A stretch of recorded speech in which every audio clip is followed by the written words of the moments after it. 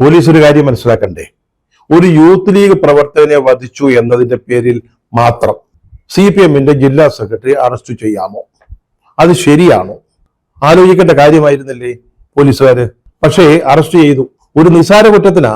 അതായത് ഒരു youth league പ്രവർത്തകനെ വധിച്ചു, അതിനു പകരം ജില്ലാ സെക്രട്ടറി അറസ്റ്റ് ചെയ്യാൻ വന്നാല് നേരത്തെ പറഞ്ഞതുപോലെ ഞങ്ങളുടെ കയ്യും കെട്ടി നോക്കിയിരിക്കത്തില്ല. അപ്പോഴാണ് നമ്മൾ രംഗത്തേക്ക് ഇറക്കുന്നത് സ്റ്റീൽ ബോംബുമായിട്ട്. അങ്ങനെയാണ് ഈ സംഭവം ഉണ്ടായത്.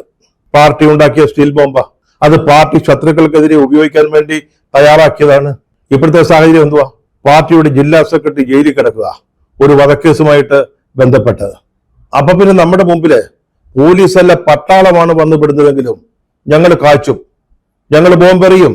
പാർട്ടി ബോംബ്, പാർട്ടിയുടെ ഉത്തരവ്, അത് കേഡർമാര് കൃത്യമായിട്ട് നിർവഹിച്ചിരിക്കും. അതിന്റെ പേരിലാണ് ഇപ്പൊ 20 വർഷം കഠിന തടവ് എന്ന് പറഞ്ഞ് ഒരു ശിക്ഷ വന്നിരിക്കുന്നത്.